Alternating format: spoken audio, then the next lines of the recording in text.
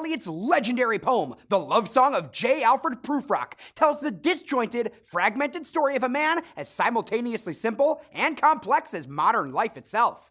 The poem's epigraph is from Dante's Inferno. In Italian, it quotes a character named Guido da Montefeltro, who has been sent to hell for the crime of trying to buy absolution, forgiveness of his sins. Montefeltro is ashamed of his sin and believes his story would be safe with Dante, who he doesn't realize is only a visitor to hell. The poem opens with the titular Prufrock proposing that you and I take an evening walk, but it's clear he doesn't see this as a pleasant walk. The night sky looks like a patient etherized upon a table. The streets are half deserted. The neighborhood is sordid and shabby.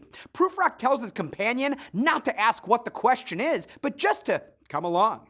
Prufrock's walk has taken him to a house where the women inside chat about Michelangelo, the Italian painter and sculptor born in the 15th century. He looks out one of the windows and describes the London fog surrounding the house like a yellow cat that pokes through various dark places and finally curls itself around the house and falls asleep.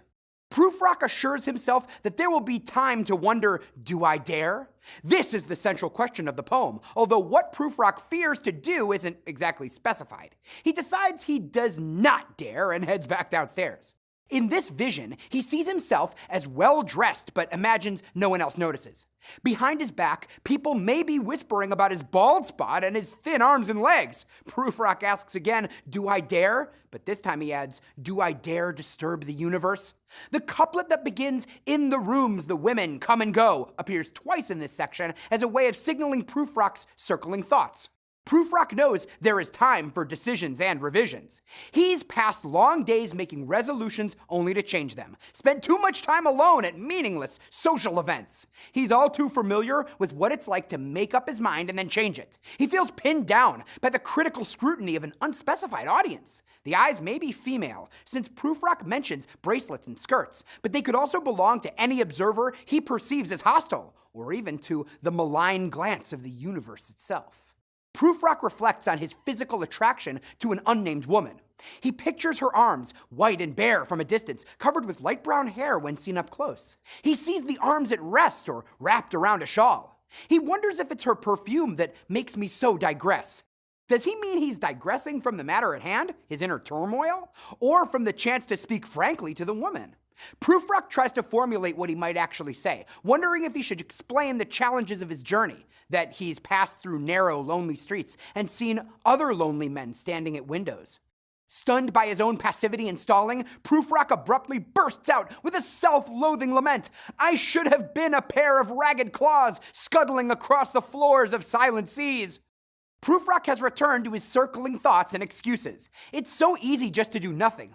How, after passing time in such a trivial setting like a tea party, can he awaken his dormant courage to say or do something forceful or meaningful?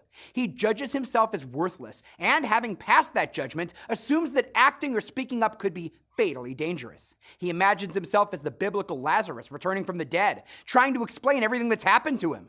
He wishes he had a magic lantern to project his nerves onto his screen to make their message clear. He wonders again, what if he bears his soul and is then rejected by the one woman? The risk is too great.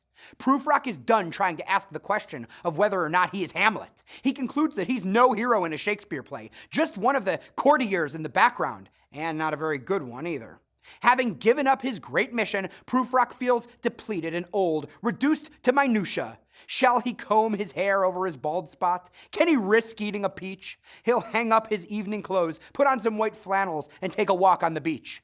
Sometimes on that beach walk, he's seen mermaids singing to one another, but he doesn't think they'll sing to him. He wouldn't understand them. Prufrock has stood on the sand and watched the mermaids. He imagines lingering underwater with them, but then the real world intrudes. When we are yanked out of this make-believe world and return to real life, when human voices pull us out of the dream, forcing us back into the dangerous real world, we drown. This poem is a dramatic monologue, which has 3 key attributes. The speaker is not the poet, but a person reflecting on the specific situation. The monologue is addressed to another person or people. And the poem serves to reveal the personality and mood of the speaker. As a modernist, T.S. Eliot rejected the notion that poetry needs a strict rhyme scheme or meter. The Love Song of J. Alfred Prufrock achieves a compromise between grand language and obsessive mumbling. Prufrock is filled with allusions, penetrating looks into J. Alfred Prufrock's character. Assuming the reader can identify the literary allusions, discovering them briefly halts the narrative flow. This jolting effect, called fragmentation, is intentional on Eliot's part. It's meant to display Prufrock's state of mind as it swerves from idea to idea. Even though the love song of J. Alfred Prufrock is a poem, it still has two central characters, J. Alfred Prufrock himself and an unnamed woman. It's fair to say that most adults would say that 40 is barely middle-aged, but J. Alfred Prufrock would surely disagree. In fact, he's ashamed of aging, expressed in his embarrassment over his thinning hair. Maturity seems to have brought him nothing but self-loathing and a fear of intimacy so great he's in a state of emotional paralysis. Though he has known the arms already, known them all, arms of beautiful women, he does not dare to share his most intimate thoughts for fear of rejection. Prufrock appears to be well-educated and affluent. Money is one of the few things he doesn't seem to worry about. He's proud of his elegant clothes, and he knows how to dress for different occasions. He's clearly a cultivated man as well, effortlessly able to quote various writers. Despite these advantages, he's a powerfully insecure man, and he projects his insecurity onto others, imagining women are making fun of him behind his back and won't understand or care about the things he wants to tell them. The other central character in the famous fragmented poem is the unnamed woman. Prufrock specifically invokes the unnamed woman by referring to her as one. Readers know the person to whom he considers making the startling declaration, "I am Lazarus, come from the dead," is a woman because this one is settling a pillow by her head. Her rejection of the statement, "not what I meant at all," is repeated, as if to emphasize the cruelty of a listener's indifference to such a statement. Prufrock is similarly unable to imagine any women saying anything positive about him.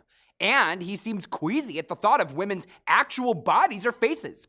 He identifies with St. John the Baptist, a biblical prophet, and when he imagines himself as Lazarus, another biblical character whom Jesus raised from the dead even after his body had begun to decay, he's referencing how he'd like to open his heart to the woman he loves about what it was like beyond the reach of the living, but he fears her response would be even crueler than beheading him. She might find his story dull and pointless. Prufrock is once again projecting his own emotions onto others.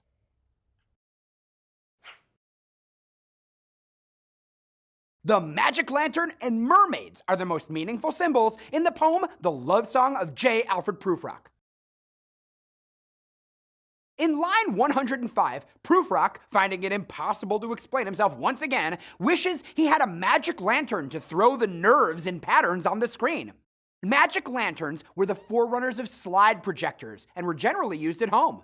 They were simple devices in which a light source behind a transparent plate was used to project the plate's image, painted or photographed, onto a wall or screen. Invented in the mid-17th century, magic lanterns were used until the mid-20th century when slide projectors came onto the market.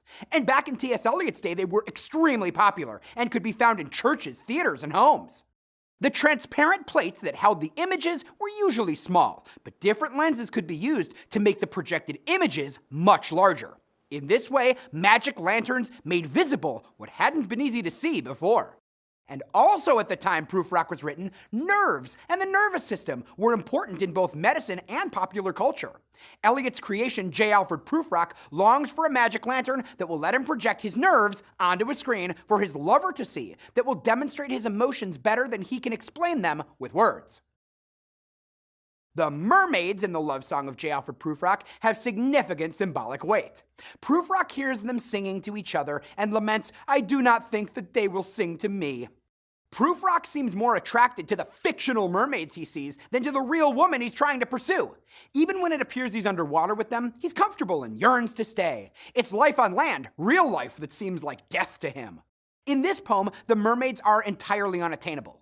Prufrock will never have to talk to them. He could never spend time with them in actuality, and this renders them endlessly attractive to him. Living in the chambers of the sea is a more hauntingly beautiful prospect than living in the real world with a real person, but the intimacy he fantasizes about is utterly impossible.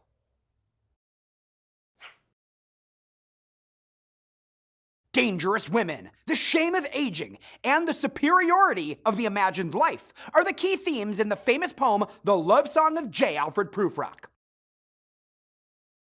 T.S. Eliot considered titling the poem Prufrock among the women.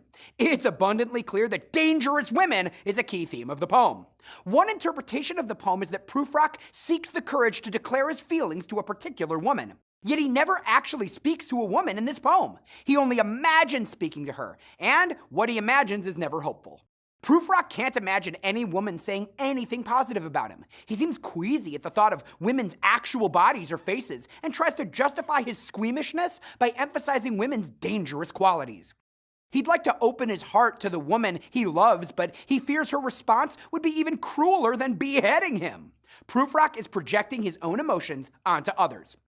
The only women whom Prufrock portrays in a wholly positive light are the imaginary mermaids he envisions living with in chambers of the sea. For Prufrock, that's probably better than if they were real women. For Prufrock, the shame of aging is a source of anxiety. Prufrock seems particularly concerned about his bald spot. He frets that people are laughing at him behind his back. In reality, no one has been making fun of Prufrock but himself. He curses himself for not being brave, and then, piling on the self-hatred, decides everyone thinks he looks old. Prufrock isn't necessarily old, but is Eliot's projection of what it might feel like to be old. To be someone who's no longer attractive, who cannot connect, who's standing at a distance from his own life. In the poem, the imagined life is superior. Prufrock doesn't engage much with reality in the poem, spending it caught up in his swirling thoughts. He does not enjoy obsessing the way he does, and yet he must in some way prefer obsession to action. Although he claims to want love, he can't bring himself to make the effort to obtain it. Prufrock's head is an uncomfortable place to live, but he believes he'd be even unhappier if he tried to express himself and met rejection.